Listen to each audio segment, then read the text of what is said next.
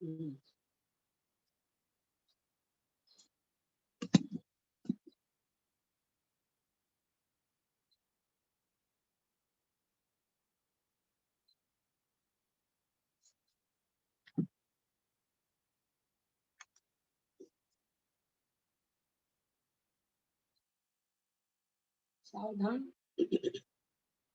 ओकारं ओम नमः सिद्धेभ्य, ओम नमः सिद्धेभ्य, ओम नमः सिद्धेभ्य। ओकारं बिंदु संयुक्तं नित्यं ध्यायन्ति योगिनः कामदं मोक्षदं चैव ओंकाराय नमो नमः। अविरल सदघनौघ प्रक्षालित सकल भूतल कलंका मुनि विरूपासित सरस्वती हरितोनुरितान अज्ञानतिमिरान्धानां ज्ञानाञ्जन शलाकया चक्षुरुन्मीलितं येन तस्मै श्री गुरुवे नमः। श्री परम गुरुवे नमः। परम्पराचार्य गुरुभ्यो नमः। सकल कलुष विध्वंसकं श्रेषां परिवर्धकं धर्म संबंधकं भव्य जीवन प्रतिबोधकारकं पुण्य प्रकाशकं पापनाशकमिदं शास्त्रं श्री गोमटसार जीवकांड नामधेयम्। अस्य मूल ग्रंथ करतार श्री सर्वज्ञ देवास्तदुत्तर ग्रंथ करतार श्री गंधर देवा प्रतिगंधर देवास तेषां वचन अनुसार साध्य पूज्य श्री नेमिचंद सिद्धांत चक्रवर्ती वीर विरिचतमिदं शास्त्रं श्रोतारः सावधानतया शृण्वन्तु। मंगलम भगवान वीरो मंगलम गौतमो गनि मंगलम कुंद कुंदादो जैन धर्मोस्तु मंगलम सर्वमंगल मांगल्यम सर्वकल्याणकारकम प्रधानम सर्वधर्माणां जैनम जयतु शासनम जैनम जयतु शासनम। सरस्वती नमस्तुभ्यं वरदे कामरूपिणी विद्यारंभं करिष्यामि सिद्धिर्भवतु मे सदा। द्वादशांग जिनवानी माता की जय। श्री गोमटसार जीवकांड जी की जय। नेमिचंद आचार्य की जय। टीकाकर्ता श्री रत्नचंद्र मुक्तार जी की जय। अढ़ाई दीप में विराजमान सभी आचार्य उपाध्याय सर्व साधु के चरणों में नमोस्तु नमोस्तु नमोस्तु। सभी आरिका माता जी के चरणों में बंदामी बंदामी बंदामी। सभी छुल्लक छुल्लिका एलत के चरणों में इच्छामी इच्छामी इच्छामी। सभी प्रतिमाधारी के चरणों में वंदना वंदना वंदना। रूप में विराजमान आचार्य श्री प्रमुख सागर जी के नमोस्तु नमोस्तु नमोस्तु। माता जी शुभमती माता जी को बंदामी बंदामी बंदामी। प्रेक्षा श्री माता जी को इच्छामी इच्छामी इच्छामी। रूप में विराजमान पूज्य बाबू जी नेमिचंद भाई साहब उमराव भाभी और भी जो पूज्य जन है उनको सादर चरण स्पर्श। सभी से सादर जय जिनेन्द्र। हम लोग सब गोमटसार जी जीवकांड का स्वाध्याय कर रहे हैं। स्वाध्याय करते हुए हम लोग गुण स्थान का वर्णन चल रहा है, जिसमें आज चौथा गुण स्थान छायोक्षमिक आएगा। सिद्धम शुद्धम प्रणमीय जिनिंद वर्णे चंद्रमकलंकम गुणरयन भूषण उदयम जीवस्य परुवणम वोक्षम।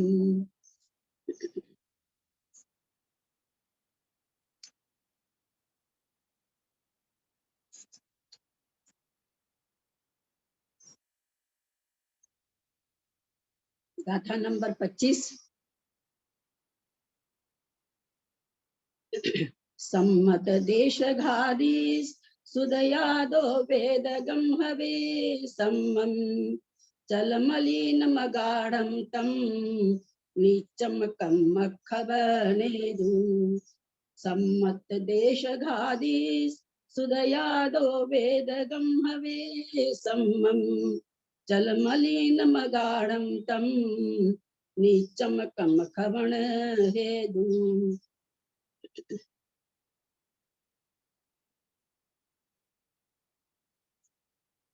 गाथा का उच्चारण करे अशोका जैन दिल्ली। जी दीदी।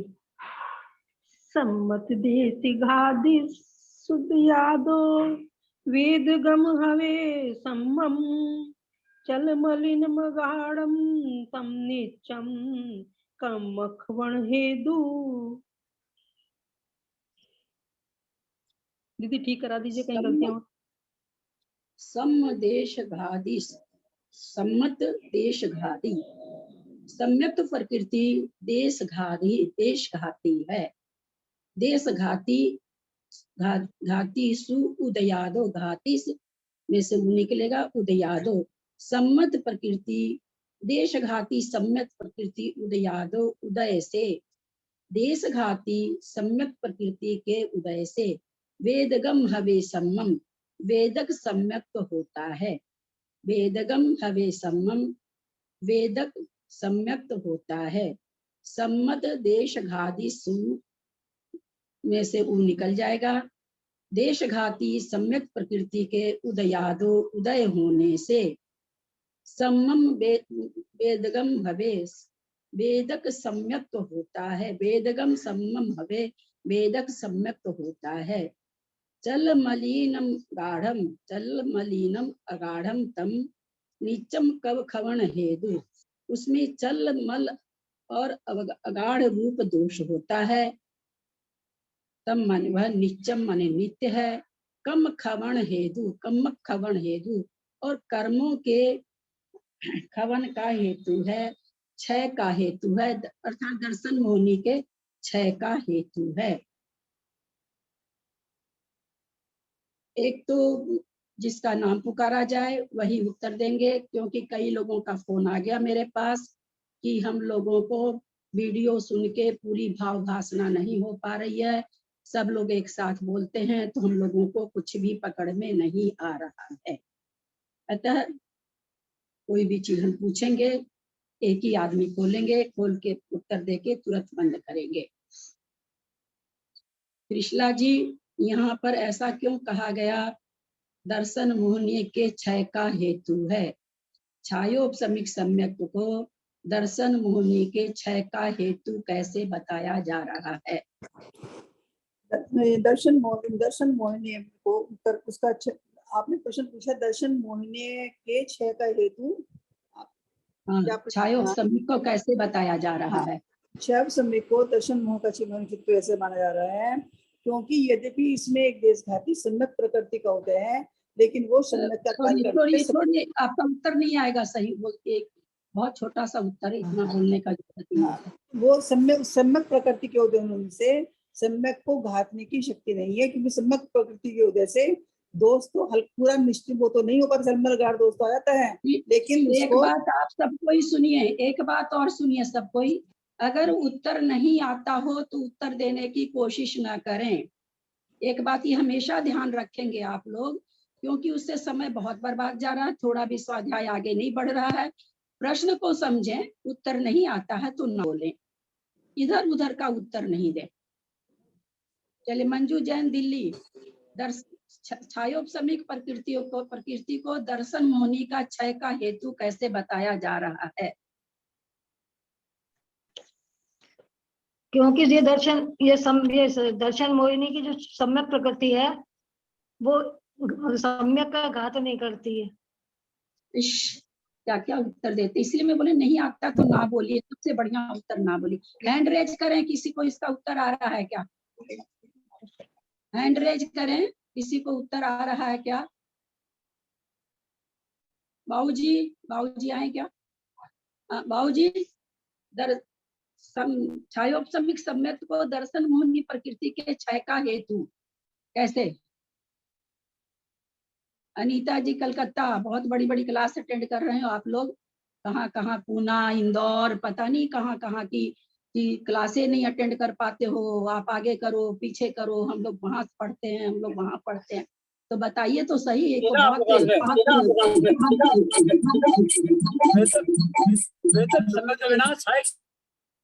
होता नहीं है, सब संगत तो सब संगत से वेदक होता नहीं है। वेदक संगत से छाया शब्द होगा, इसलिए वेदक शब्द का कारण है। हाँ बाबूजी, अब बोलिए, नहीं समझ में आया। बाबूजी क्या बोले आप? वेदक संगत में होने से ही छाया हो सकता है, सब संगत में छाया नहीं होता है। आपके पास दो फोन चालू है? आपके पास दो फोन चालू है क्या बाबूजी? आवाज क्यों खराब हो रही है?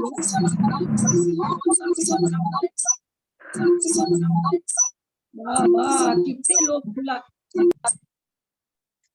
एक बात और आप लोग सब कोई सुन लीजिए, अगर आप लोग चाहते हैं स्वाध्याय हो तो आप लोगों को अपना म्यूट करके रखना पड़ेगा। मैं तो फिर म्यूट करती रह जाऊंगी सबको, गलत बात है ना। अभी कविता जैन और किस किस का खुला हुआ था, बाबूजी की एकदम आवाज नहीं आ रही थी। आपका भी समय बर्बाद, इसमें जो भी 40 लोग हैं उनका सबका समय बर्बाद, मेरा भी समय बर्बाद। हाँ बाबूजी अब बोलिए। होने से ही जो औपचारिक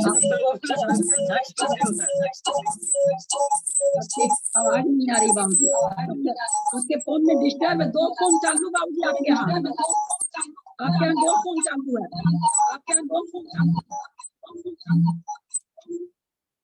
हैंडरेज किसका है? मेरी आवाज गूंज रही है शायद।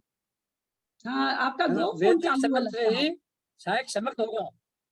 हाँ सहायक सम्यक्त नहीं हो सकता है। ठीक बाबूजी, छायोपशमिक सम्यक्त से ही छायिक सम्यक्त होता है। इसलिए वास्तव में तो दर्शन होने के क्षय का हेतु छायोपशमिक है। ये टू द पॉइंट उत्तर हुआ। घुमा घुमा के उत्तर कोई नहीं देंगे, नहीं तो हम फिर जो लोग घुमा के उत्तर देंगे उनसे हमेशा के लिए पूछना छोड़ देंगे। बहुत समय बर्बाद, बहुत शिकायत आई है कल मेरे पास, कितने लोगों का फोन आया है। इसलिए घुमा नहीं आता ना बोलिए, घुमा घुमा के उत्तर मत दीजिए, लिसड़ा लिसड़ा के, वो नहीं, वो चीज नहीं चलेगी। तो यहाँ पर कहते हैं देशघाती सम्यक्त प्रकृति के उदय से वेदक सम्यक्त होता है। वेदक सम्यक्त जल मलिन अगाढ़ रूप होता है, यह नित्य होता है। इसकी उत्कृष्ट स्थिति 66 सागर की होती है। यह दर्शन मोहनी कर्म के क्षय का हेतु है। तो हम लोग को मालूम है वेदक सम्यक्त में चलमल अगाढ़ दोष रहता है, ये हमेशा मतलब तथा नित्य होता है। अर्थात इसकी नित्य होता का मतलब ये हमेशा उदय में रह सकती सम्यक प्रकृति। कितने काल तक? यहाँ पर 66 सागर बता रहे हैं। ये दर्शन मोहनी के क्षय का हेतु है। सबसे पहले छायिक सम्यक्त होने के लिए छायोपशम सम्यक्त की जरूरत होती है। इसलिए इसको इससे उपचार रूप से ये सम्यक दर्शन की, यद्यपि ये दर्शन मोहनी की डायरेक्ट नहीं हेतु है, क्षय की हेतु है, लेकिन इसके बिना छायिक सम्यक दर्शन नहीं होता है, इसलिए ये हेतु है।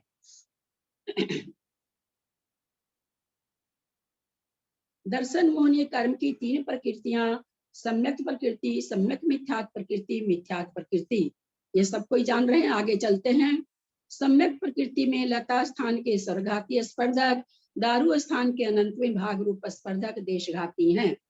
प्रथम देशघाती लता रूप स्पर्धक के अंतिम देशघाती दारू के अनंतवें भाग के चरम स्पर्धक पर्यंत ये स्पर्धक सम्यक प्रकृति के होते हैं। उस दिन हम लोगों ने इस सबको समझ लिया था।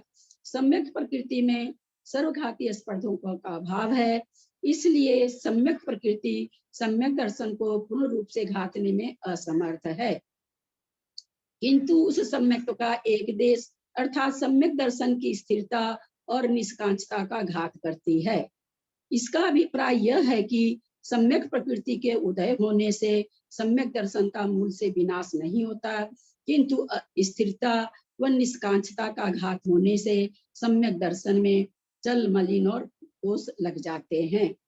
जिस कर्म के उदय से आप्त आगम पदार्थों में श्रद्धा में शिथिलता आती है वह सम्यक प्रकृति है।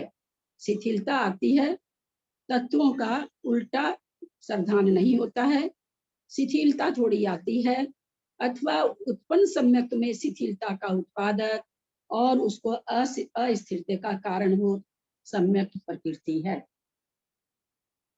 अब हम लोग समझें कि छायोपशमिक सम्यक्त होता कैसे है।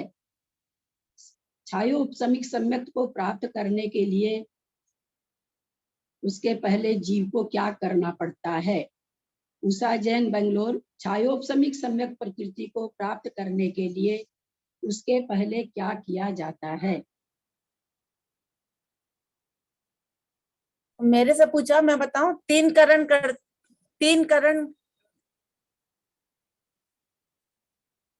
चलिए ठीक है। अनीता, कलकत्ता। छायोपशमिक सम्यक दर्शन करने के पहले क्या किया जाता है? 3 अंत्यकरण परिणाम करते हैं।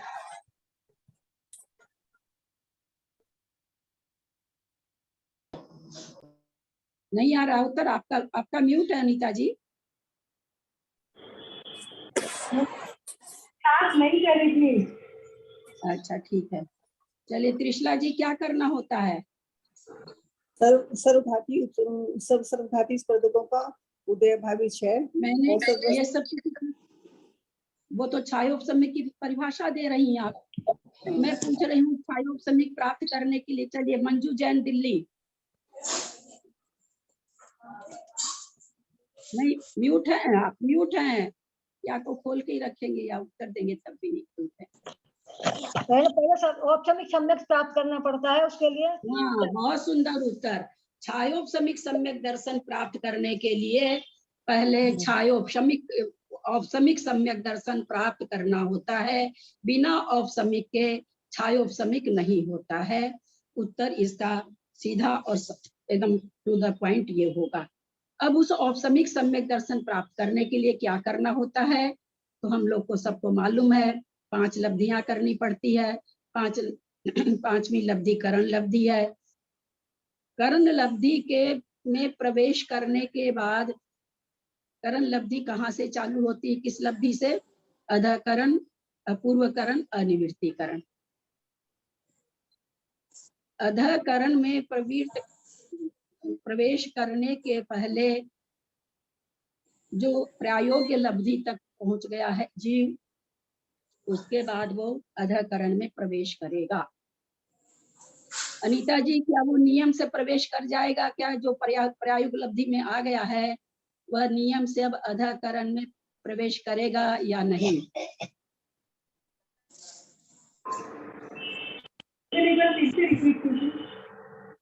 जो प्रायोग्य लब्धि तक पहुंच गया है, छायोपशमिक लब्धि कर लिया, विशुद्धि लब्धि कर लिया, देशना लब्धि कर लिया, प्रायोग्य लब्धि कर लिया, 5वीं लब्धि करण लब्धि। जो प्रायोग्य लब्धि के अंत तक पहुंच गया वह नियम से अधकरण करण लब्धि में प्रवेश करेगा क्या ही? जरूरी नहीं है। जरूरी नहीं है। क्या होगा वहां से? वहाँ से वो फिर लौट भी सकता है। करण लब्धि करेगा तो सम्यक प्राप्त हो गया, तो अभव्य अगर हुआ तो वो तो करेगा नहीं। दूसरी चीज बीच में ना घुसाए, अभव्य भव्य ये तो घुसाना ही नहीं है। ये शब्द क्यों घुसाना? सीधा मैंने सब प्रश्न को आप लोग समझ, आप ही लोग के लिए हम इतनी मेहनत कर रहे हैं क्योंकि हमको समझ में आ रहा है कि किसी के कोई खुलासा नहीं हो रहा है। मैंने ये महसूस किया, इसलिए हम इतना छेड़ रहे हैं। तो छेड़ने पढ़ के आगे बढ़ जाते, जरूरत क्या थी मुझे? मेरा यह प्रश्न है सीधा सा, प्रायोग्य लब्धि के 34 बंधा अपसरण भी कर लिया, अब वो अधः प्रवृत्त करण में प्रवेश करने वाला है, तो जरूरी है मतलब प्रवेश कर जाएगा अथवा नहीं भी कर सकता है। नहीं करेगा तो क्या होगा, करेगा तो क्या हो जाएगा? करे, नियम बताइए क्या है? 5,000 का खर्च होता होगा आपका तो। अच्छा, सब कोई अपने को म्यूट रखें, बहन भैया लोग, गुरुजन लोग, सबसे प्रार्थना है सब अपने को म्यूट रखें, केवल जिनसे जवाब पूछा जा रहा है। दवाई तो बाकी लोग देता नहीं ना वो। हाँ। तो उर्मिला दीदी बंद कर लीजिए। उर्मिला जैन, उर्मिला जैन बंद करो मकान का। अनीता जी ना बोलिए, नहीं आ रहा के बाद में जाइए, ना बोलिए, नहीं आ रहा तो चलिए मंजू जी जैन, दूसरे महीने को 34 बंधा शरण कर लिया किसी जीव ने। मंजू जैन दिल्ली, क्योंकि और कहीं मुझे नहीं लग रहा कि उत्तर आएगा जिस हिसाब का लोगों का उत्तर हम देख रहे हैं। वो 34 बंधा अपसरण आपने कर लिया, अब आप नियम से अधकरण में प्रवेश करोगे कि नहीं? नहीं कर भी सकते हैं, नहीं कर सकते, दोनों ही काम है। हाँ, कर भी सकते हैं, नहीं भी कर सकते हैं। 34 बंधा, हाँ बस बस इतना सा बोल के हम समझ गए, इसलिए आप अपने को म्यूट कर लें। 34 बंधा अपसरण हम लोगों ने अनंतों बार कर लिए, एक बार दो बार नहीं, और वहां से लौट गए। फिक्स कब हो जाता है? म्यूट करें। अच्छा, अरे उर्मिला जी, बार बार बोलना क्यों पड़ रहा है आपको? आप म्यूट क्यों नहीं करती अपने आप को?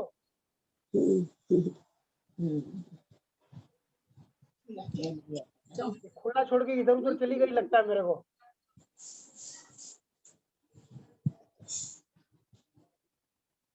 आवाज आ रही है कहीं से। 34 बंधा अपसरण के बाद भी जरूरी नहीं है कि 3 करण में करण लब्धि में प्रवेश करे। नंबर 1 समझ में आ गया होगा सबको। 5 लब्धियां होती है प्रथमोपशम करने के पहले। 5 लब्धि का मतलब यहाँ पर 5 तरह का परिणाम समझ के चले।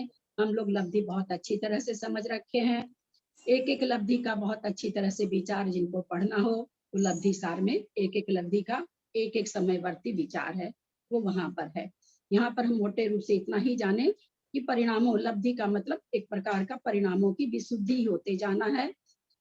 अब तो हमने आज पहला प्रश्न क्या जाना कि छायोपशमिक होने के लिए प्रथमो उपशम होना जरूरी है, नंबर 1 सिद्धांत। नंबर 2 सिद्धांत हमने जाना प्रायोग्य लब्धि पूरी करने के बाद बावजूद भी करण लब्धि में प्रवेश हो ही जाए नियम नहीं है। ये प्रायोग्य लब्धि हमने, मान लीजिए जो भी जीव ने, आप अपने को मत सोचिएगा कि हम आपको बोल रहे हैं, मैं अपने ही लिए ही कहती हूँ, अनंतों बार प्राप्त की होगी। अभव्य भी यहाँ तक आ जाता है। अभव्य मिथ्या दृष्टि भी 4 लब्धियों को प्राप्त कर लेता है।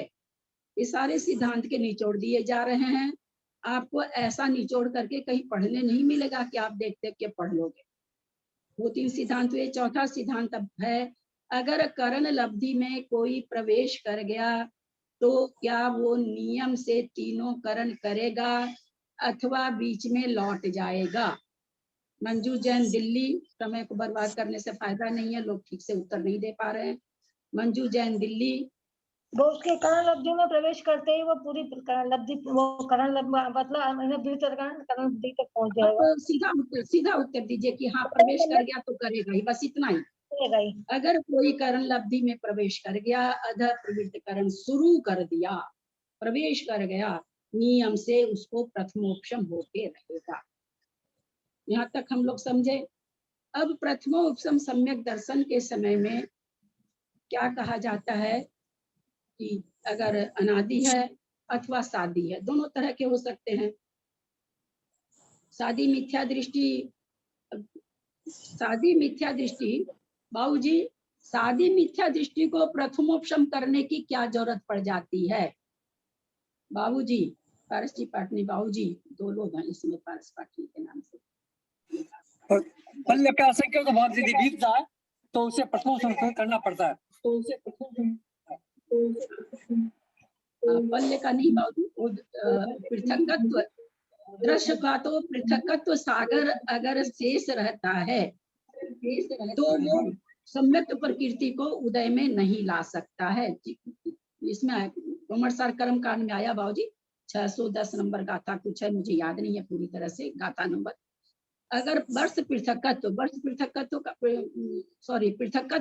पृथकत्व सागर का मतलब 3 से 9 सागर अगर बच गया है और वो त्रस पर्याय में ही घूम रहा है, मान लीजिए कितना बड़ा काल था, कितना था, सम्यक प्रकृति का काल बहुत बड़ा था। अब वो अंतःकोड़ा कोड़ी सब कर्मों की स्थिति कर देता है, मिथ्यात्व की अंतःकोड़ा कोड़ी कर देता है। तो अंतःकोड़ा कोड़ी मिथ्यात्व का जब टुकड़ा होगा तो सम्यक प्रकृति भी अंतःकोड़ा कोड़ी की होगी। उस अंतःकोड़ा कोड़ी में जब पृथकत्व सागर बचेगा, पृथकत्व सागर का मतलब 3 से 9 सागर के बीच की स्थिति जब बचेगी, तब वह सम्यक प्रकृति को उदय में नहीं ला सकता है, उसको फिर से सम्यक तो करना पड़ता है। कौन? जो जीव त्रस में ही घूम रहा है, नंबर 1।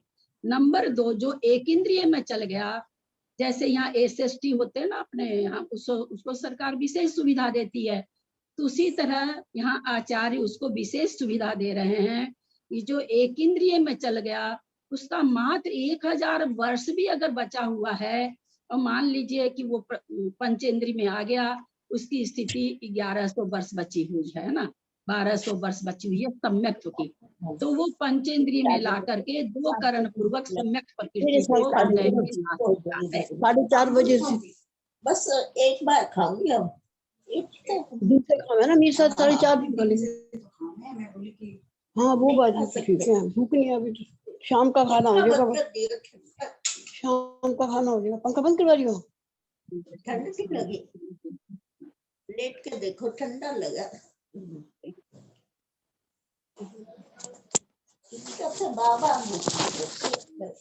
ये उर्मिला जी से करवा लीजिए ना प्रवचन। वो भी हैवी हो गया था ना, शुगर भी खा गया। आप लोग बंद करेंगे तो मैं बोलूंगी, नहीं तो नहीं। आप लोग बोलिए, शाम का खाना बनाइए, दिन का खाना बनाइए, होटल जाइए, आलू बनाइए, गोभी बनाइए, सब कुछ करिए, फिर हाँ दोनों चीज नहीं चलेगी। थोड़ा सा भी नहीं सोचते हैं कि मेरा खुला हुआ आवाज जा रही, सोचने की जरूरत नहीं समझते हैं। मैं चुप हूँ फिर भी ध्यान नहीं जा रहा है कि भाई आवाज आनी क्यों बंद हो गई, हमारा खुला तो नहीं, हम देखते हैं। कितनी बार बोले बताइए, तो बोलने वाला बुरा बन जाता है। ये भी नहीं सोचते आप कि आपकी बात को कोई सुन रहा, ये भी आपको नहीं लगता। ये ललिता जी आपके इतना बोलने के बाद भी अभी बंद नहीं किया इन्होंने, खुला ही था। इतना सुनने के बाद भी बंद नहीं किया इन्होंने।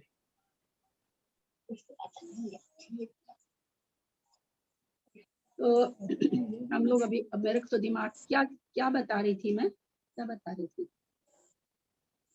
एकेंद्रीय जीव का बता रहे थे दीदी, एकेंद्रीय जीव का बता रहे। एक इंद्रिय, हाँ ठीक है।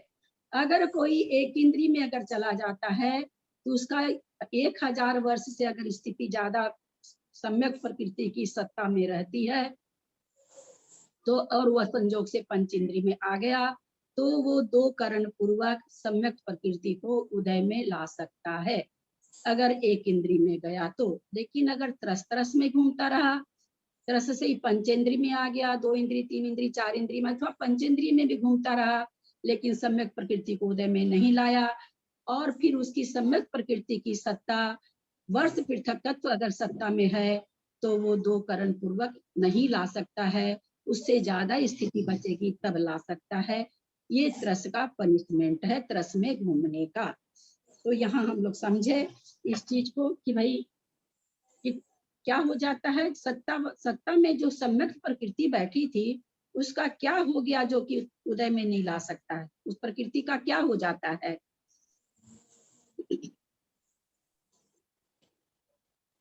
सत्ता में जो द्रव्य था सम्यक प्रकृति का, उस द्रव्य का क्या हो जाता है त्रिशला जी जैन? उद्वेलना हो जाती है, उद्वेलना हो जाती, प्रति समय अधा संक्रमण होता है। फिर उद्वेलना का एक अलग चैप्टर है, यानी कहने का मतलब पर प्रकृति रूप हो जाती, यानी वो मिश्र प्रकृति रूप हो जाती है और सम्यक प्रकृति का सत्व खत्म हो जाता है। यही कारण है कि प्रथमो उपशम करते समय किसी जीव के दर्शन मोहनी की 3 प्रकृति की सत्ता रह सकती है। क्यों रह सकती है? क्योंकि अब उसके पास जो सत्ता बची है उससे वह सम्यक प्रकृति को उदय में नहीं ला सकता है, उसको पुनः 3 करण करने पड़ते हैं। उससे ज्यादा अगर स्थिति रहे तो, उससे ज्यादा स्थिति रहने पर 3 करण नहीं करने पड़ते, 2 करण के द्वारा सम्यक प्रकृति को उदय में ला सकता है। उस काल को कहा जाता है वेदक काल। जब तक हम 2 करण के द्वारा सम्यक प्रकृति, बहुत चुन के आप लोगों को सेंटेंस दे रहे हैं, 2 करण के द्वारा जब तक हम सम्यक प्रकृति को उदय में ला सकते हैं तब तक के काल को वेदक काल कहा गया है। तब तक वेदक मतलब इस सम्यक प्रकृति को उदय में ला पाने की योग्यता का होना।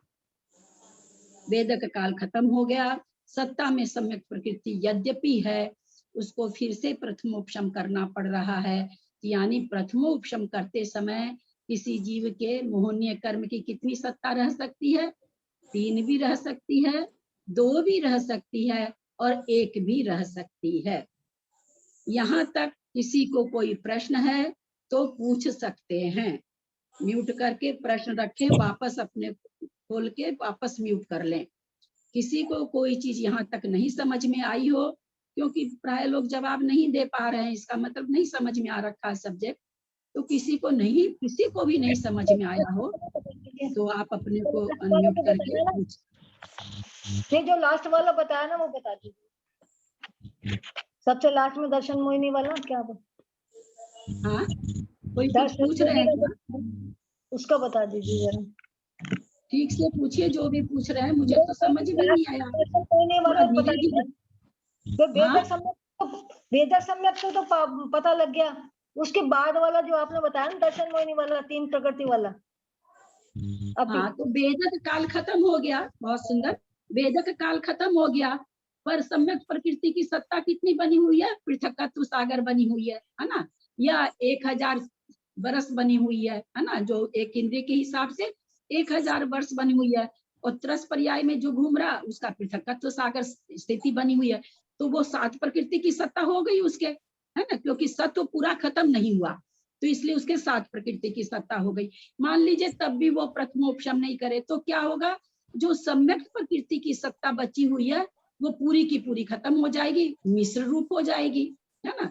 सम्यक प्रकृति जब बदलती है तो पहले मिश्र होती, मिश्र फिर मिथ्यात्व होता है, तब उस जीव के कितनी प्रकृति की सत्ता होगी? दर्शन मोहिनी की 6 की होगी। मान ली किसने मिश्र प्रकृति की भी उद्वेलना कर दी तो उसके कितनी प्रकृति की सत्ता होगी? मात्र 1 मिथ्यात्व की होगी। उस जीव को कहा जाता है अनादिवद मिथ्या दृष्टि। अनादिवत क्यों? कि भाई जैसे अनादि के खाली 1 प्रकृति की सत्ता होती दर्शन मोहिनी की, उसी तरह से इसको भी हो गई। तो इसीलिए कहा जाता है प्रथमोपशम करते समय किसी के 7 प्रकृति का भी उपशम होता है, 6 प्रकृति का भी उपशम होता है, 5 प्रकृति का भी उपशम होता है। कोई प्रश्न है किसी को नहीं समझ में आया हो तो पूछ सकते हैं। 7 प्रकृति का हाँ, भी उपशम एक मुझे सिर्फ ये पूछना था कि जैसे मान लो उत्कृष्ट जीव में त्रस पर्याय में जीव गया और प्रत्यक्ष सागर उसकी वो का समय 6 कम का रह गया, तो उसको 2 करण करने पड़ेंगे या प्रथमोपशम करना पड़ेगा? नहीं, प्रथम 2 पृथकत्व सागर से अधिक स्थिति होनी चाहिए ना। पृथकत्व सागर शेष रहने पर वेदक काल खत्म हो जाता है, वहां तक वेदक काल है। पृथकत्व सागर 3 से 9 सागर है। मान लीजिए किसी अपन 8 सागर ले ले, अब 8 सागर 1 बरस है किसी के सत्ता बाकी, तो 2 करण से कर लेगा, उससे ज्यादा स्थिति रहने पर। और किसी के कोई भी प्रश्न, कोई भी कुछ पूछना चाह रहे हैं यहाँ तक, फिर हम आगे बढ़े। दीदी एक बार वेदक काल को थोड़ा सा और समझा दीजिए। क्या चीज? वेदक काल ही जो है कि इसमें जो मैंने जो समझा है कि जब 2 करण के जब द्वारा तक सम्यक प्रकृति, बस जब तक सम्यक प्रकृति को 2 करण के द्वारा उदय में ला सकता है उतने काल को वेदक काल कहा जाता है। जब वह योग्यता खत्म हो जाती है, जैसे हमने कहा पृथकत्व सागर जो त्रस पर्याय में घूम रहा है, उसकी योग्यता कहाँ तक है? 3 से 9 सागर बचने के पहले तक है, तो वहां तक उसका वेदक काल है। उतना काल खत्म हो गया, अब सम्यक प्रकृति की सत्ता मात्र 3 से 9 सागर के बीच की बची है, तो उसको पुनः प्रथमोपशम करना पड़ेगा। यानी जब तक सम्यक प्रकृति को उदय में ला सकता है उतने काल को वेदक काल कहते हैं। और किन्हीं को कोई प्रश्न, कोई शंका? प्रणाम आंटी, एक बार फिर से वो समझाइए, 5 प्रकृति 6 और 7 का उदय कैसे कैसे बनता है, एक बार फिर से बता दीजिए ना। अभी तो वही तो चल रहा है प्रीति, वही चीज तो चल रही है। हाँ नहीं वो चल रहा है, लेकिन पता पूरा है मतलब वो क्लियर नहीं हुआ कि कब 5 करे, वो चीज वापस समझना था, या वीडियो सुनेंगे तो हो जाएगा। जब तक उद्वेलना नहीं, कोई पहले किसी ने सब प्रथमोपशम कर लिया तो उसने तो मिथ्यात्व के 3 टुकड़े कर लिए, तो 3 प्रकृति हो गई। अब वो 3 प्रकृति जब तक उद्वेलना, मान लो एक सम्यक प्रकृति की किसी की भी उद्वेलना नहीं हुई, लेकिन अब वो सम्यक प्रकृति को उदय में नहीं ला सकता है क्योंकि बहुत थोड़े से समय के लिए बची उसकी सत्ता, तो फिर से उसको प्रथमोपशम करना पड़ता है। तो उस समय जब वो प्रथमोपशम करता है तब उसकी सत्ता में 3 प्रकृति होती है। मान लो कोई जीव प्रथमोपशम करके 3 टुकड़े किया, बहुत काल तक प्रकृति को उदय में नहीं लाया, तो सम्यक प्रकृति की उद्वेलना हो गई। अब उसकी सत्ता में कितनी प्रकृति है? 2 प्रकृति है, मिथ्यात्व और सम्यक मिथ्यात्व, तो वो 2 प्रकृति, 4 तो अनंतानुबंधी है, तो 4 और 3 7 का था पहले सत्व, अब कितने का सत्व हो गया? 4 और 2 6 का हो गया। अब वो प्रथमोपशम करेगा तो 6 प्रकृति को दबाना होगा, पहले 7 प्रकृति थी तो 7 को दबाना होता। अब मान लो कोई प्रथमोपशम किया तो था, लेकिन बहुत काल तक घूमता रहा, त्रश में किंद्री में करते करते उसने सारी सत्ता खत्म कर ली, सम्यक की भी सम्यक मिथ्यात्व की भी उद्वेलना कर ली, दोनों प्रकृति की, और मिथ्यात्व रूप कर लिया। अब उसके सत्ता में सिर्फ 1 प्रकृति है, मिथ्यात्व प्रकृति, तो अब वो प्रथमोपशम करेगा तो 4 अनंतानुबंधी, 1 मिथ्यात्व, 5 की करेगा। ऐसे जीव को अनादिवत मिथ्या दृष्टि कहा गया है। अनादिवत क्यों? क्योंकि अनादि के भी 5 प्रकृति की सत्ता रहती है, इसलिए इसको भी कह दिया भैया तुम भी अनादि के जैसे हो गए, तुम्हारे भी सत्ता में 5 ही प्रकृति है, तुम भी अनादि के जैसे हो गए। तो इस तरह से प्रथमोपशम करते समय 7 प्रकृति भी रह सकती है। 6 4 7 6 में हमेशा समझिएगा 4 अनंतानुबंधी। 7 प्रकृति का भी शत्रु बन सकता है, 6 का भी बन सकता है, 5 का भी। अनादि मिथ्या दृष्टि का तो 5 का ही रहेगा, लेकिन जिसने एक बार प्रथमोपशम कर लिया उसके 7 प्रकृति से भी होता है प्रथमोपशम, 6 प्रकृति से भी होता है, 5 प्रकृति से भी होता है। आया सबको समझ में? हाँ आंटी आ गया। आ गया आ गया। कोई किसी को प्रश्न? कोई भी? दीदी आपने जो एक इंद्री का बताया था ना, उसमें टाइम कितना बताया था? एक इंद्री वाले में बताया 1000 सागर तक, वो 1000 सागर तक वो उससे ज्यादा जब तक स्थिति रहेगी तब तक वो, अगर पंचेंद्रिय में संजोग से चला गया तो 2 करण के द्वारा सम्यक प्रकृति को, यानी 1000 सागर बचने तक उसका वेदक काल है, ऐसा समझिए। आगे चले। कहीं भी अनीता कोई भी चीज नहीं समझ में आई हो तो पुनः पूछ सकती हो। नहीं, अब आगे चले। अब जो प्रथमोपशम जीव कर रहा है, तो प्रथमोपशम करते समय हम लोग क्या जानते हैं कि क्या करता है? 4 अनंतानुबंधी और 3 को मान के हम लोग चले। 3 दर्शन मोहिनी को क्या करता है? दबाता है। 7 प्रकृतियों का उपशम करता है। इस उपशम में ऐसा बताया गया है आप लोग को कि ये उपशम होते हुए 2 तरह का उपशम यहाँ पर हो रहा है। किनको याद है? हैंड रेज करें। 2 तरह का उपशम यहाँ पर हो रहा है 7 प्रकृति में। वो 2 तरह का उपशम किसको याद है कि कौन कौन सा होता है? जिनको याद है वो हैंड रेज करेंगे। बोलिए त्रिशला जी। प्रशस्त प्रथमोपशम और अप्रशस्त प्रथमोपशम। किनका होता है? इनका ये जो प्रथमोपशम करते हैं उनके 2 तरह का होता है, प्रशस्त प्रथमोपशम और अप्रशस्त। किसका होता है? किनका होता है? मोहन का होता है कि सोहन का होता है? किसका होता है? नहीं, जो 7 प्रकृति को दबा देते हैं उनका, जिनके उपशम होते हैं 7 प्रकृति। 7 प्रकृति में किसका प्रशस्त उपशम है, किसका अप्रशस्त उपशम है? प्रशस्त उपशम उसका है जिसमें जो उत्कर्षण और अपकर्षण आदि ये सब चीजें नहीं होती। ओए होए, बस बस बस बस, आप तो कहीं और ले गए, कहीं और ले गए प्रश्न। हाँ सुनिए, ये ठीक है कि जिस प्रथमोपशम करते हैं 7 प्रकृति का, उस 7 प्रकृति में खूब ध्यान से सुनेंगे। आप लोग को बहुत बार बताया हुआ, बोलते ही याद आ जाएगा।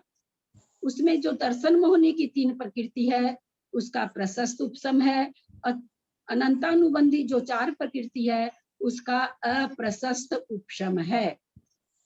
अब अगला प्रश्न का उत्तर दे, इसलिए मैं पूछ रही हूँ कि मैं बहुत बार पढ़ा चुकी हूँ, किसी को समझ में आ रखा कि नहीं, मैं इस कारण पूछती हूँ। आप लोग की कोई परीक्षा नहीं ली जा रही है। अब बताएं कि प्रशस्त उपशम किसे कहते हैं? अपना हैंड रेज करेंगे। अप्रशस्त उपशम किसे कहते हैं?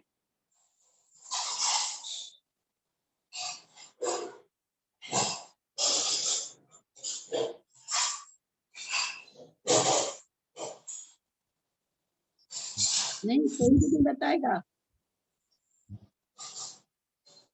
आपका पहले का उठा हुआ है क्या त्रिशला जी? हैंड रेज हटा दीजिए, हैंड रेज हटा दीजिए त्रिशला जी। आप बोलेंगे निशा जी? हाँ जी। हाँ बोलिए। दर्शन मोहिनी की 3 प्रकृतियों का उपशम तो प्रशस्त है और अनंतानुबंधी की 4 प्रकृतियों का उपशम अप्रशस्त है। वो तो मैंने बताया अभी, वही तो पूछा आपने। मैंने ये पूछा किसे कहते हैं, मैंने ये थोड़ी पूछा कि कौन सी, वो तो मैंने बताया ही। जब त्रिशला जी ने ठीक से नहीं कहा था तो मैंने उसको तो रिपीट किया ही ना। इस प्रश्न को सुना करिए प्लीज, सबका समय बर्बाद होता है। प्रशस्त उपशम किसे कहते हैं, अप्रशस्त उपशम किसे कहते हैं? मैं कोशिश करूं। हाँ अगर आता हो तो जरूर कहिए, बिल्कुल। प्रशस्त उपसम में तो उदय होता है और वो अपकृषण उत्कृषण और संक्रमण नहीं होता है। अरे भैया ये सब कहाँ से उपसम में मेरी बहना कुछ नहीं होता है, ये सब वही तो त्रिशला जी बोल रही थी तो मैंने उनको टोका। हाँ ऐसे तो उर्मिला जैन अपने को म्यूट करें, उर्मिला जैन अपने को म्यूट करें, उर्मिला जैन अपने को म्यूट करें।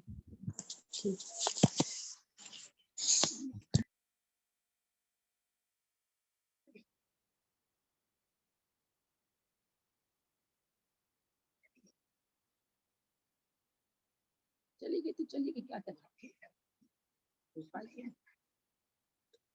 आजकल सबके घर में बच्चे हैं। प्रशस्त उपसम अप्रशस्त उपसम किसे कहते हैं? बहुत थोड़ी सी तकलीफ हो रही है मेरे को, मैंने बहुत बार बताया है। प्रशस्त बाबू जी आप बता पाएंगे क्या प्रशस्त उपसम किसे कहते हैं, प्रशस्त उपसम किसे कहते हैं? बाबू जी हैं क्या? बाबू जी? हाँ मुझे ध्यान में नहीं है, मुझे ध्यान में नहीं है, याद नहीं आ रहा मुझे। ठीक है बाबू जी कोई बात नहीं। प्रशस्त उपसम उसे कहते हैं जो, क्योंकि उपसम एक अंतर्मूर्त के लिए होता है, जो अंतर्मूर्त प्रमाण तक उपसम रहे उसको प्रशस्त उपसम कहते हैं। जो अंतर्मूर्त प्रमाण में उदय में आ सकती है उसको अप्रशस्त उपसम कहते हैं। फिर से समझेंगे, अंतर उपसम काल अंतर्मूर्त का होता है, अंतर्मूर्त तक जब प्रकृति जो रह सकती है उपसम रह सकती है, यानी बीच में वो किसी हालत में भी उदय में नहीं आएगी, आएगी ही नहीं, तब तक परिणाम बने ही रहेंगे अच्छे, उसको प्रशस्त उपसम कहते हैं।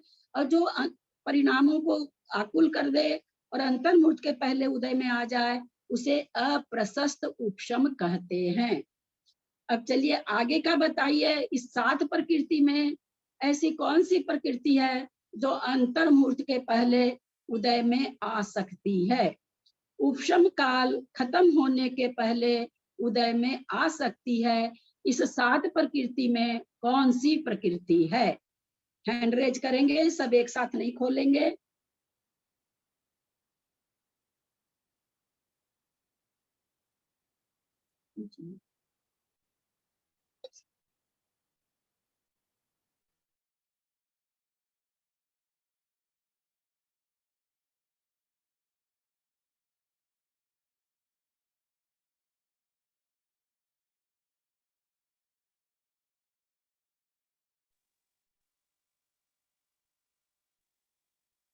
आपका हैंड रेज है, पहले का है क्या?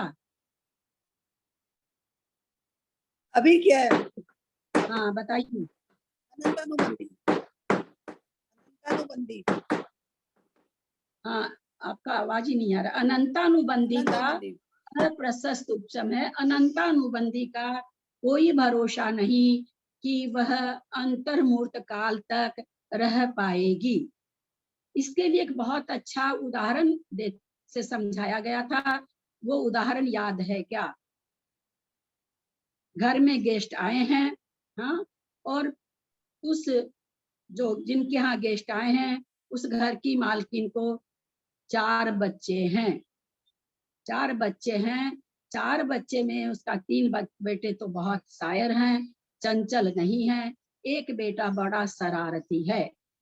अब वो माँ सबको समझा दी, बढ़िया से बैठा दी घर में, तुम लोग तब तक बैठे रहोगे जब तक गेस्ट रहेंगे।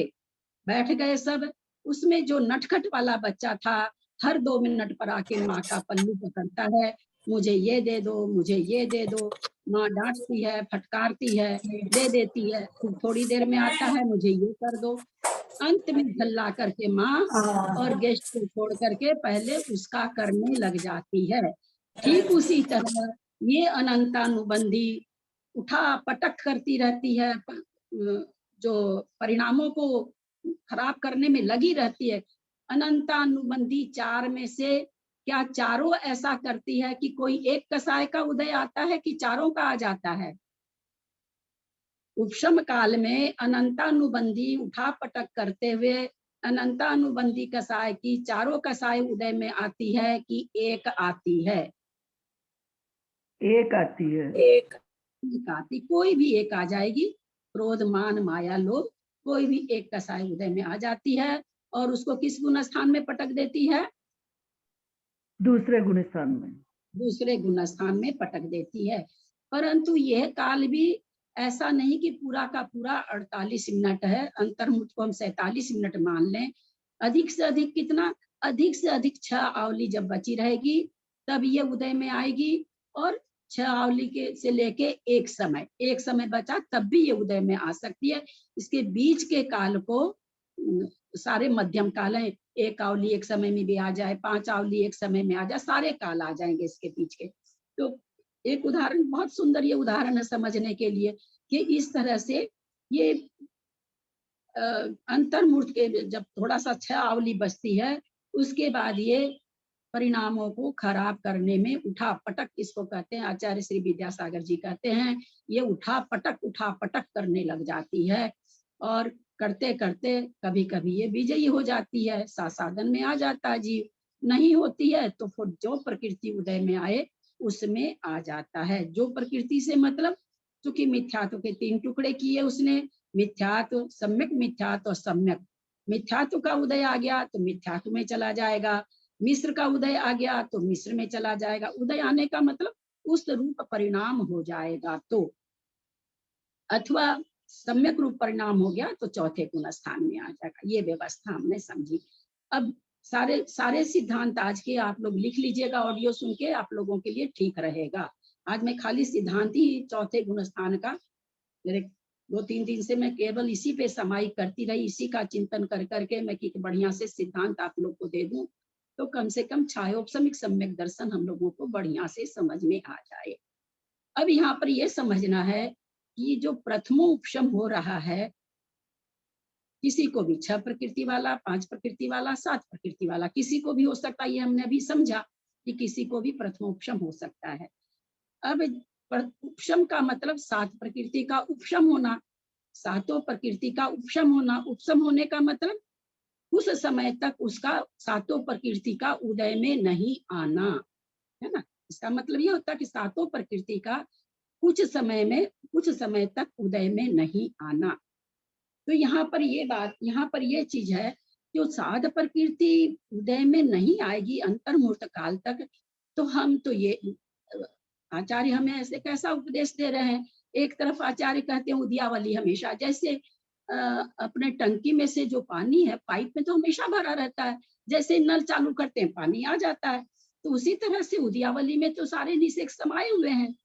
फिर क्या, कैसे ऐसा कि भाई 48 मिनट तक उदय में नहीं आएंगे, ऐसा कैसे बनेगा? ऐसा बन ही नहीं सकता है। बात समझ रहे हैं ना। नल में पानी है, पाइप में पानी है, जैसे हम नल चालू करते हैं वैसे आ जाता पानी। तो यहाँ पर उद्यावली में तो निषेक, उद्यावली कभी खाली तो होती नहीं है, क्योंकि खाली होगी तो फिर ऐसा होगा कि किसी समय कर्म उदय में आएंगे, किसी समय नहीं आएंगे। तो उद्यावली में हमेशा आए हुए हैं और फिर कहते हैं कि उपशम कर लिया। और हम ये जानते हैं कि भाई उपशम करने के लिए उद्यावली में जो निषेक आते हैं वो नियम से खिरते हैं।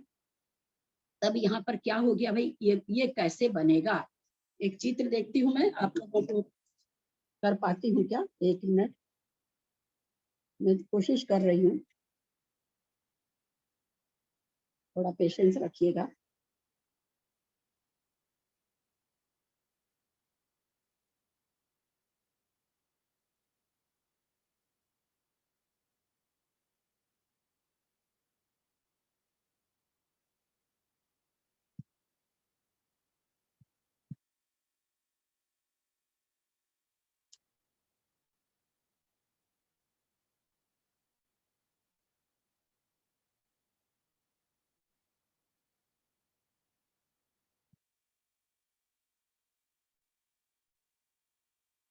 आप लोग को दिखाई दे रहा है क्या? आप लोगों को दिखाई दे रहा है क्या? दे रहा है दीदी, दिख रहा है। तो इसमें ध्यान से देखिए, जो प्रथमोपशम हो रहा है, अब उद्यावली में निषेक आए हुए हैं है ना, नीचे उदय मिथ्यात्व कर्म लिखा हुआ है। अब ये जो बीच में है ये औपशमिक सम्यक्त्व है, प्रथम उपशम है। यहाँ पर क्या दिखाया जा रहा है कि पहले क्या था, पहले वाला जो तिकोना है वो पूरा उदयावली है, पूरी उदयावली भरी हुई है। किससे? जो बाकी कर्मों से तो है ही, जो कर्म उदय में आ रहे हैं, दर्शन मोहनी की 3 प्रकृति और अनंतानुबंधी से वो भरा हुआ है। पहला जो तिकोना है लाल रंग का, समझ रहे हैं क्या सब कोई? क्योंकि मैं आप लोगों को नहीं देख पा रही हूँ। समझ रहे हैं। तो पहली जो लाइन है वो क्या दिखा रही है कि पूरी उदयावली में निषेक समाये हुए हैं। कौन से? मोहनीय कर्म के 7 प्रकृति जो है, चारित्र मोहनी, दर्शन मोहनी की, उससे अब वो प्रथम उपशम कर रहा है, उसके परिणाम विशुद्ध हो रहे हैं।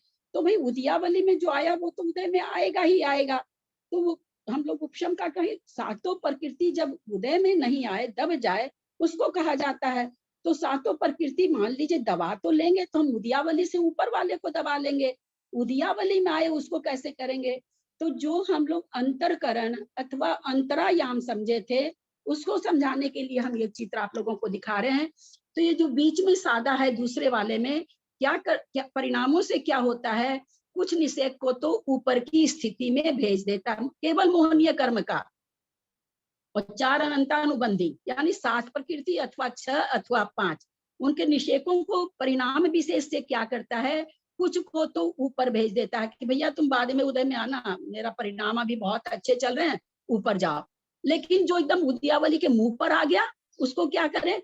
तो उसके क्या करता है कि उदय करके खिला देता है, नीचे के निषेकों में डालना, माने जो एकदम उदय में आ रहे हैं उसमें लाके उसको उत्कर्षण करके उसका उदीर्णा कर देता है, कह सकते हैं उदय में लाके खत्म कर देता है। जो नीचे लाल लाल दिखाई दे रहा है, आप देखिए तीर से बनाया हुआ है कि कुछ परिणाम तो ऊपर चले गए, तीर बना रखा है ना, ध्यान दे, समझ में आ रहा है? जहाँ औपशमिक सम्यक्त लिखा हुआ है वहां पर आप देखिए कि कुछ निषेकों को यहाँ डाला है, कुछ दीजिएगा जरा सा, ये देखिए कुछ निषेकों को तो यहाँ डाला है, कुछ निषेकों को यहाँ डाला। उसी तरह नीचे के निषेकों को कुछ को यहाँ पर लाके उदयावली में ले आया, कुछ को यहाँ पर लाके उदयावली में ले आया। उदयावली में मतलब जो एकदम उदय में आ रहे हैं उसमें लाके उसने खत्म कर दिया। और इतने समय तक 3 दर्शन मोहनी की, 4 चारित्र मोहनी की प्रकृति से रहित हो गई। बाकी कर्म उदय में है, इतनी प्रकृतियों का उदय यहाँ पर नहीं आता है। इसी को अंतरकरण, अंतरायाम कहा जाता है, अथवा ये कहा जाता है मोहनीय प्रकृति की मूर्छित सी अवस्था हो गई। मोहनीय कर्म की मूर्छित सी अवस्था हो गई। हमको ये बताइए यहाँ पर मूर्छित सी अवस्था क्यों बोलते हैं? बोल देना चाहिए कि वो खत्म, मर गया, ऐसे मूर्छित सी क्यों बोल रहे हैं? क्योंकि ये वापस लौट के हो सकती है, वापस उदय में आ सकती है, क्योंकि आएगी, जाग जाएगी, है ना। अवस्था है, घायल आदमी पर कोई बेहोश हो गया, आप उसके नाक पर पानी डाल रहे हैं, नाक बंद कर रहे हैं, पानी डाल रहे हैं, होश में आ जाता है। तो उसी तरह से ये अभी दबी हुई है, और फिर अगर या तो अंतर्मूर्त के बाद किसी न किसी गुण स्थान में चल, क्योंकि यहाँ तो 7 प्रकृति नहीं है, उपशम सम्यक्त को हम छायिक सम्यक्तवत कहते हैं। तो यहाँ पर पूरा एकदम उपशम सम्यक्त हो गया। अब इसके बाद 4, यहाँ से 4 द्वार बनते हैं जाने के। इस प्रथमो उपशम से 4 द्वार बनते हैं जाने के लिए। मैं इसको हटाऊं क्या? हाँ, हो गया।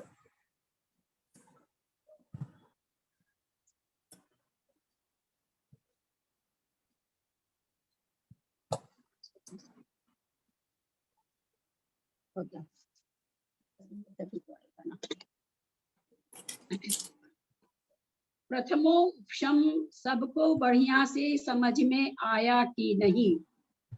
अंतरकरण, अंतरायाम, 7 मोहनी की बेहोश सी अवस्था हो जाना, ये 2-3 तरह से यहाँ पर वर्ड यूज किए जाते हैं। तीनों शब्द आप लोगों को समझ में आए कि नहीं? आ गए।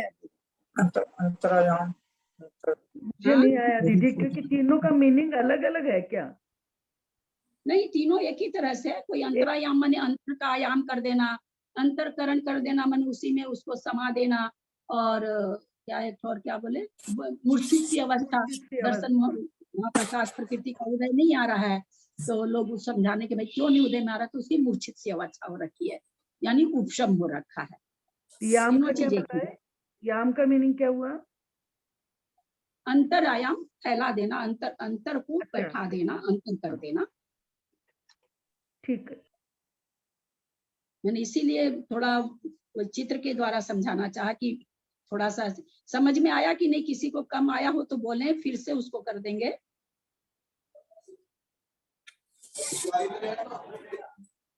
हाँ आ गया दीदी। बाबूजी बात पकड़ में आई कि नहीं? बाबूजी बहुत अच्छा से आ गया सर, बहुत अच्छा से आया। ठीक है, हम तो सबसे तो पूछ रहे हैं ना, कोई वीडियो ऑन ही नहीं कर रखा, किससे पूछेंगे, दो चार लोग कर रखे। चलिए,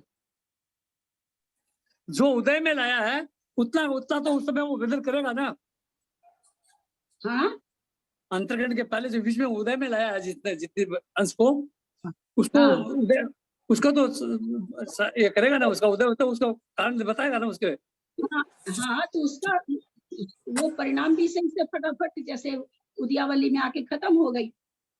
मतलब वहां पर भाई जब हुआ कि भाई जैसे जब कहा जाता कि कुछ निषेक ऊपर कर देता, कुछ निषेक नीचे कर देता, तो नीचे कहाँ कर देता है?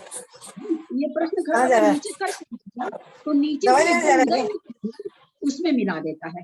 परिणाम विशेष से मिला क्या देता है? परिणाम विशेष से वो उदीर्णा रूप होकर के उसके साथ खिल जाते हैं। उसका फल नहीं मिलता, अभी बिना फल नहीं झड़ता है। नहीं, फल दे रहा, फल उसके बाद होगा उपशम सम्यक, उसके खत्म होने के बाद उपशम सम्यक होगा। हाँ, उदय में आ जाएगी, उसके बाद का काल जो आएगा वो उपशम काल आएगा।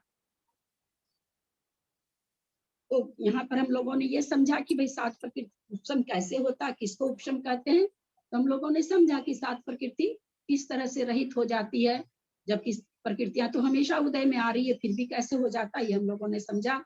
अब प्रथमो उपशम से 4 जगह जा सकता है। कविता जी सेठी बेंगलोर, कौन कौन से 4 जगह जा सकता है? एकदम से नहीं आ रहा है दीदी दिमाग में, नहीं आ रहा है मेरे दिमाग में एकदम से, मतलब चारों पॉइंट नहीं आ रहे हैं। कृष्णा जी आप बोलिए, हैंड रेज किए हैं आप। प्रथमोपसम जी 4 जगह चलता है, वो जो है दूसरे गुण स्थान में भी जा सकता है, तीसरे गुण स्थान में भी जा सकता है, पहले गुण स्थान में भी जा सकता है, और चौथे गुण स्थान में भी रह सकता है। प्रथमोपशम से 4 दरवाजा भी समझा हम लोगों ने, अभी तो हम बोले ही थे ये सारी चीज कि भाई प्रथमोपशम से मिथ्यात्व उदय में आ गया तो मिथ्यात्व में जाएगा, मिश्र उदय में आएगा तो मिश्र में जाएगा, सम्यक्त उदय में आएगा तो सम्यक्त में जाएगा, चौथे में जाएगा, अथवा अनंतानुबंधी उदय में आ गई तो वो दूसरे में जाएगा। इस तरह से प्रथमोपशम से यह जीव 4 जगह जा सकता है। इतनी सारी बातें जो हुई है सबको समझ में आ गई है ना। फिर इसके आगे थोड़ा और बारीक विवेचन चलने वाला है। अनंतानुबंधी का क्या होता है, अनंतानुबंधी के कैसे कैसे इतने लंबे 66 सागर तक कैसे बना रहता है, अथवा 132 सागर तक कैसे बना रहता है, इसको भी हम लोग खूब बारीकी से समझेंगे। यहाँ तक कोई प्रश्न है तो कर लीजिए, क्योंकि समय तो हो गया।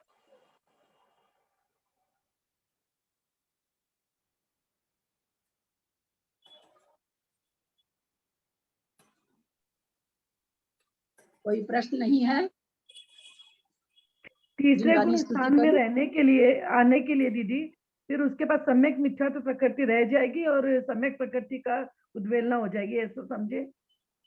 नहीं, सम्यक सत्ता में सब हो गई। अब आपके पर्स में 2000 का नोट भी है, आपने खुदरा करवा लिया, 10,000 रुपया था आपके पास, एक नोट बड़ा था, 10,000 का नोट आपने खुदरा करा के 2000 का ले लिया, 1000 का ले लिया, 500 का ले लिया, और आपने 100 का भी ले लिया। अब आपकी मर्जी, आप 2000 वाला खर्चा करो, 100 वाला करो, तो अथवा 500 वाला खर्चा करेंगे तो बाकी नोट आपके पर्स में पड़े रहेंगे, है ना। अगर आप 100 वाला खर्चा करोगे तो बाकी 3 नोट आपके पर्स में पड़े रहेंगे। तो आप मिश्र प्रकृति को उदय में ले आए, मिश्र प्रकृति की भी सत्ता है, और वो तीनों सत्ता में चुपचाप पड़ी रहेगी। तीनों में मतलब नहीं, सासादन वाली अनंतानुबंधी वही हो गई ना, वे प्रकृतियां सत्ता में चुपचाप पड़ी हैं। उदय किसका आ गया? मिश्र का आ गया। अभी तक उपसम सम्यक्त में किसी का भी उदय नहीं था, ना मिश्र का था, ना सम्यक्त का था, ना मिथ्यात्व का था, न अनंतानुबंधी का था, किसी का भी नहीं था, है ना। उदय में अनंतानुबंधी आई तो सासादन में आ गए। आप 100 का नोट खर्चा कर रहे हो, आपके पर्स में तीनों तरह के नोट पड़े हैं, 100 का नोट आप खर्चा कर रहे हो। आप 500 का खर्चा कर रहे हो, बाकी आप सम्यक मिथ्यात्व में आ गए तो बाकी सारे नोट आपके ठीक पड़े हैं। आप 500 का खर्चा कर रहे हो, बाकी सब पड़े हैं। आप 2000 का खर्चा कर रहे हो, सम्यक में आ गए हो तो बाकी 3 आपके पर्स में पड़े यूं के यूं, क्योंकि आप उसको खर्चा ही नहीं कर रहे हो। तो उसी तरह से चारों प्रकृति सत्ता में 7 प्रकृति हो गई। अब जिस प्रकृति को आप उदय में लाओगे उसका उदय हो जाएगा, बाकी सब सत्ता में बनी रहेगी। दीदी ये जो प्रकृतियों का अंतरकरण हुआ है, इनका काल अंतर्मुहूर्त रहेगा क्या? हाँ, अंतर्मुहूर्त तो है, औपशमिक सम्यक का काल अंतर्मुहूर्त है। अंतर्मुहूर्त के बाद में वो सब टुकड़े किए हैं, उसमें से किसी एक प्रकृति का उदय आ जाएगा।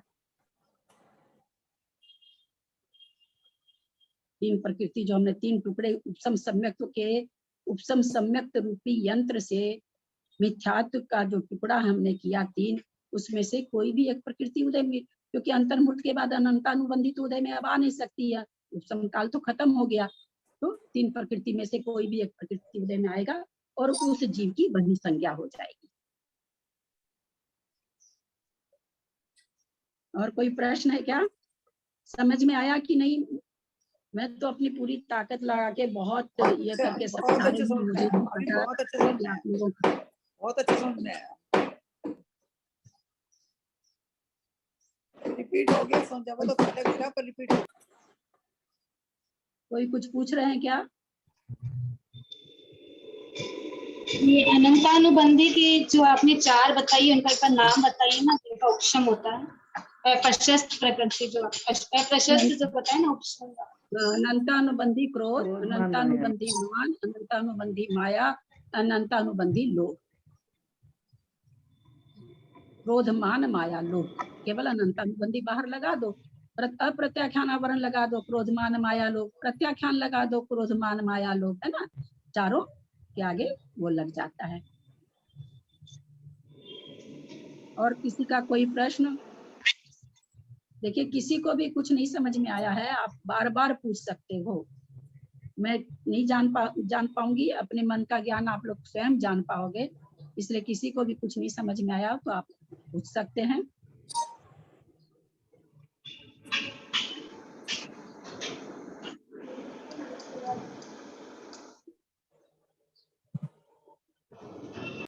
बिंबानी स्तुति कर रहे हैं, किसी का कोई प्रश्न नहीं है, समय हो गया है। यदक्षमात्रा पदवाक्यहीनं मया प्रमादादि किंचनोक्तं तन्मे क्षमित्वा विदधातु देवी सरस्वती केवल बोधलब्धिं। बोधि समाधि परिणाम शुद्धि स्वात्मोपलब्धि शिव सौख्य सिद्धि। चिंतामणिं चिंतित वस्तु दाने त्वं वंदमानस्य ममास्तु देवी। जावाणी के ज्ञान ते सुझे लोकालोक, सो वाणी मस्तक चढ़ो सदा दे तुम दो। हे जिनवाणी भारती तो ही जपू दिन रैन, जो तेरा शरण आ गए सो पावे सुख चैन। देव भजू अरहंत को गुरु से हो निर्ग्रंथ, दया धर्म पालू सदा यही मोक्ष का पंथ। द्वासंग जिनवाणी माता की जय।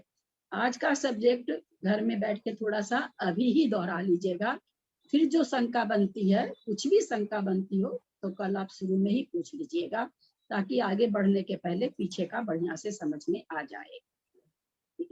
9 बार नमोकार। कौन से नंबर की गाथाएं चल रही है? हमको तो वही पकड़ में नहीं आ रही है।